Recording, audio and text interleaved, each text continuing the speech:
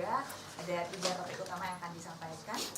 Informasi terbarunya terkait dengan KTT G7, dinamika 4 pulau antara Provinsi Sumatera Utara dan Provinsi Aceh, serta serangan Israel terhadap Iran. Kita akan dengarkan terlebih dahulu paparan dari Bapak Hasan Nasbi. Silakan. Baik, terima kasih teman-teman semua. Terima kasih juga sudah hadir di sini.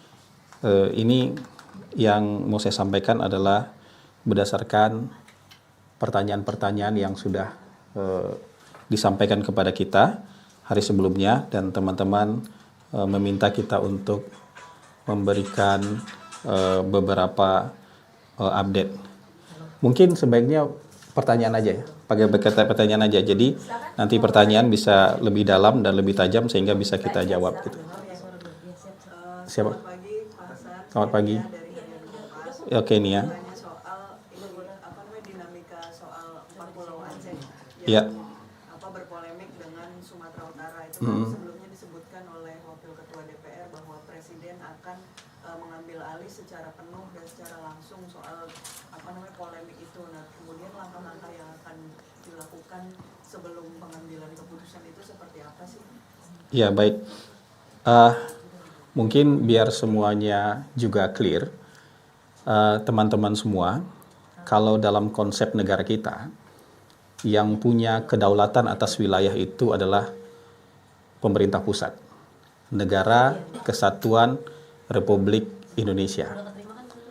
Pemerintah daerah itu punya wilayah administrasi, itu artinya wilayah yang mereka urus, termasuk juga soal pulau-pulau. Jadi pulau ini diurus oleh pemerintah daerah yang mana, itu yang diatur oleh pemerintah. Jadi kita tidak bicara soal kedaulatan, karena kedaulatan itu milik Negara Kesatuan Republik Indonesia. Nah, wilayah administrasi ini tentu ada pemberian nama, ada batas-batas wilayah, ya, termasuk juga pulau-pulau ini masuk wilayah administrasi mana. Jadi artinya gini, kalau pulau itu masuk wilayah administrasi daerah A, maka daerah A lah yang berkewajiban mengurus daerah pulau itu. Kalau daerah pulau itu termasuk wilayah daerah B, maka daerah B lah yang punya kewajiban mengurus pulau tersebut. Karena ini bahasanya kita sama kita, gitu. Kan kita tidak bersengketa dengan pihak luar, dengan negara lain, tapi ini kira-kira ada aspirasi-aspirasi yang berbeda antara beberapa dua daerah di dalam Negara Kesatuan Republik Indonesia tentang pulau-pulau tertentu. Nah, ini tentu saja sesuai dengan aturan main yang ada di negara kita, maka ini diambil alih oleh pemerintah pusat.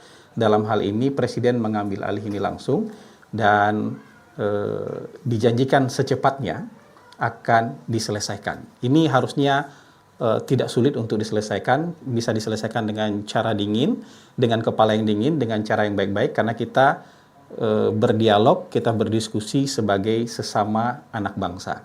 Jadi tentu Presiden akan segera mengambil keputusan secepatnya dan dengan mempertimbangkan aspirasi-aspirasi maupun proses historis, proses administrasi yang sudah dijalankan selama ini. Jadi kita tunggu saja. Secepatnya Presiden akan mengambil keputusan. Tidak tertutup kemungkinan untuk itu. Jadi karena akan mempertimbangkan berbagai macam hal, jadi tidak tertutup kemungkinan untuk itu. Oke, nanti akan ditunjuk ya pertanyaannya. Terima kasih Mbak Nia. Berikutnya ada pertanyaan selanjutnya. KTT G7. Oke. Silakan Kehadiran Presiden Prabowo di dalam KTT G7 Kanada itu dipertanyakan karena akan lebih cenderung ke bloknya Putin, itu bagaimana sikap sana, Pak? Jadi apa pertanyaannya, diulang lagi? Ketidakhadiran Presiden Prabowo di KTT G7. G7. Itu kan berbarengan juga dengan saat ini Presiden mau menghadiri Stroke di jadi apakah iya. Pak dituding Siapa yang menuding? blok Putin? Gini, Presiden mendapatkan banyak sekali kehormatan dengan diundang ke dalam berbagai forum di dunia.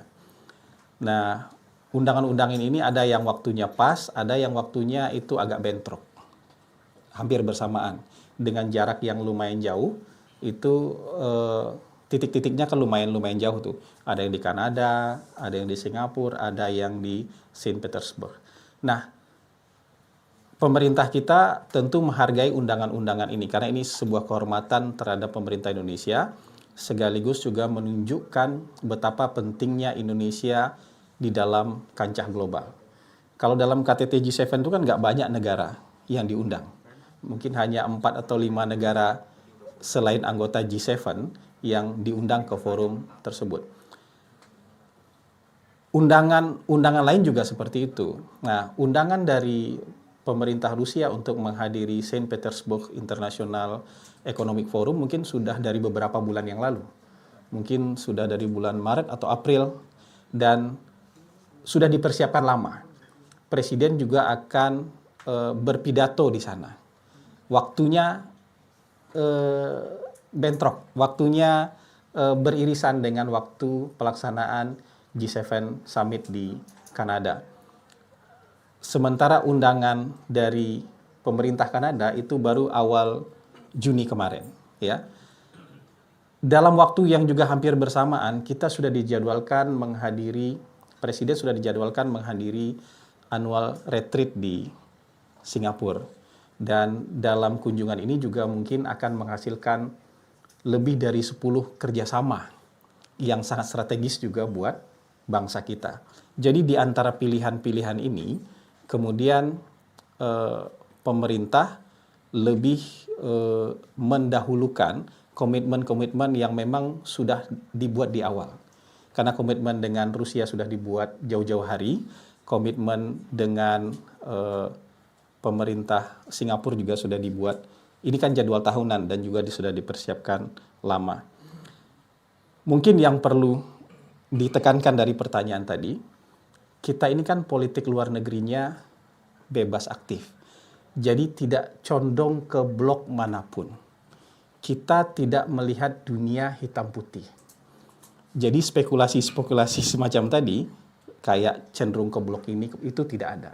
Karena kita mendukung semuanya, kita akan bergabung dengan berbagai forum, dengan berbagai klub di dunia, berdasarkan kepentingan nasional kita. Bukan berdasarkan hubungan baik atau hubungan buruk negara-negara lain. Jadi kalau kita bergabung dengan BRICS misalnya, bukan berarti kita lebih condong ke salah satu blok. Karena dalam waktu yang bersamaan, kita baru saja awal Juni ini juga baru saja menyelesaikan satu step penting, satu milestone penting dalam proses keanggotaan kita menjadi calon anggota OECD. Kalau OECD kan ada Amerika, ada negara-negara Eropa di sana.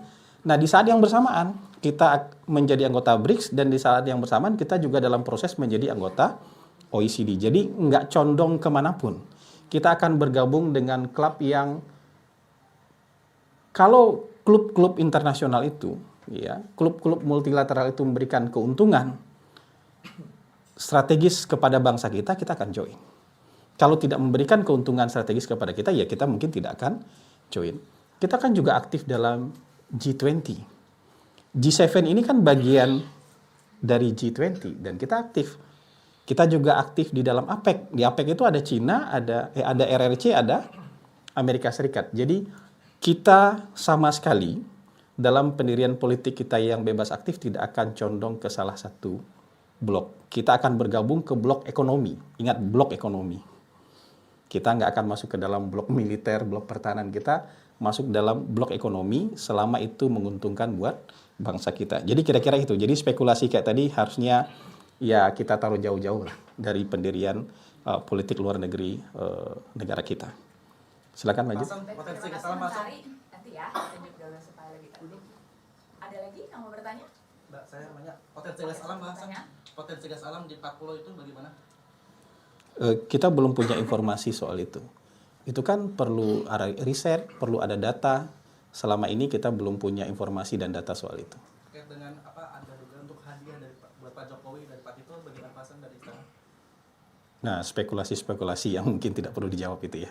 Terima Baik, ya. kasih. Yang lain lagi. Ya, silakan yang lain. Mau Oke, Iya. Rizal, mau follow silakan. up soal yang tadi 4 pulau itu, mau menegaskan saja intinya berarti presiden setelah nanti mengambil alih masalah 4 pulau itu, apakah nanti akan mengeluarkan output berupa impres kah, kepres kah, sebatas imbauan atau gimana bentuknya Pak? Yang jelas keputusan presiden nanti harus diterima oleh semua pihak. Ya, bentuknya tentu dalam peraturan yang mengikat soal batas wilayah. Jadi bukan impres, bukan perpres, tapi peraturan yang mengikat soal batas wilayah. Gitu. Pak, Oke. ada Berikutnya, potensi Binti, pecahan. tadi Mas sudah ya? Pak, Saya. terkait Silakan. posisi Indonesia melihat perang antara Iran dan Israel saat ini seperti apa Pak? Gini, teman-teman, pemerintah kita tidak pernah geser ya. Jadi setiap ada konflik, setiap ada perang, pemerintah kita selalu menyerukan 3 hal dan tidak pernah berubah sampai saat ini. Presiden Prabowo selalu menyerukan 3 hal. Pertama, pemerintah kita mengecam segala bentuk agresi, penyerangan ya terhadap negara lain. Yang kedua, Presiden Prabowo selalu mendorong terciptanya deeskalasi konflik atau sesegera mungkin melaksanakan gencatan senjata. Yang ketiga, pemerintah melalui Presiden Prabowo itu selalu menyerukan penyelesaian konflik melalui jalur diplomasi dan hukum internasional.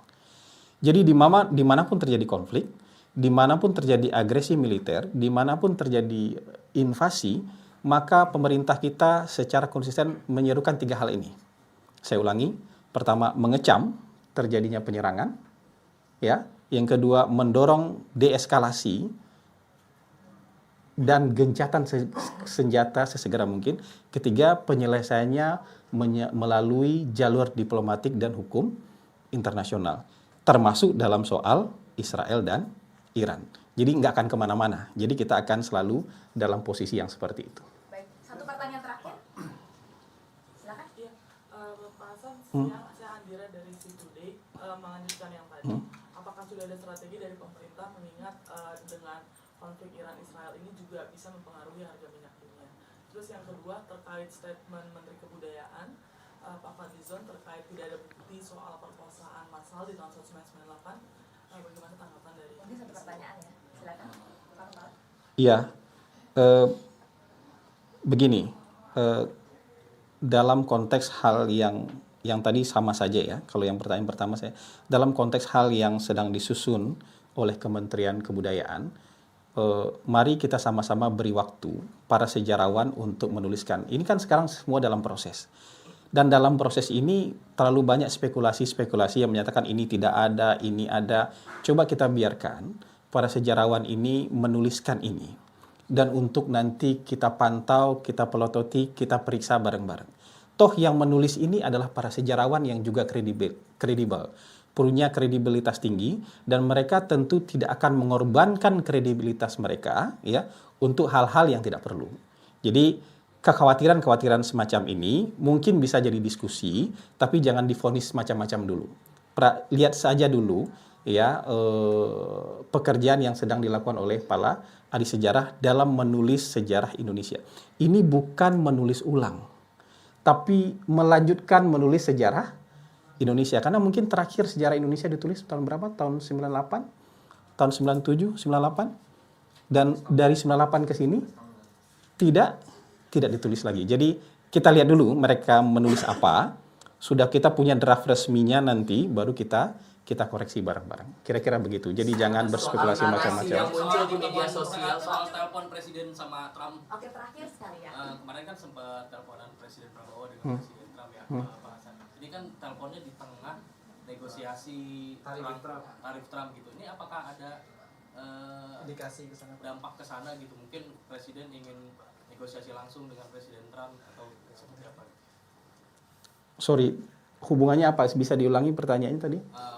Presiden Prabowo kan telepon sama Iya, Presiden betul. Trump. Ini di tengah negosiasi tarif yang tarif impor sama Amerika gitu. Yang jelas seperti yang sudah diunggah oleh Sekretaris Kabinet bahwa telepon antara Presiden kita Bapak Prabowo Subianto dengan Presiden Trump lebih banyak bicara konteks internasional, termasuk juga menekankan perlunya sesegera mungkin menciptakan stabilitas dan perdamaian dunia. Saya belum punya informasi soal yang tadi Anda tanyakan. Baik. Udah, terima kasih teman-teman. Pak Hasan, Oke. Terima kasih. tapi kan kelanjutan pembicaraan di telepon ini sebenarnya bisa dilakukan di G7 itu ya Pak. Makanya keabsenan Pak Presiden di forum G37 ini kira-kira sebenarnya Ya nanti tentu kita akan punya cukup waktu untuk melakukan pertemuan-pertemuan bilateral seperti itu.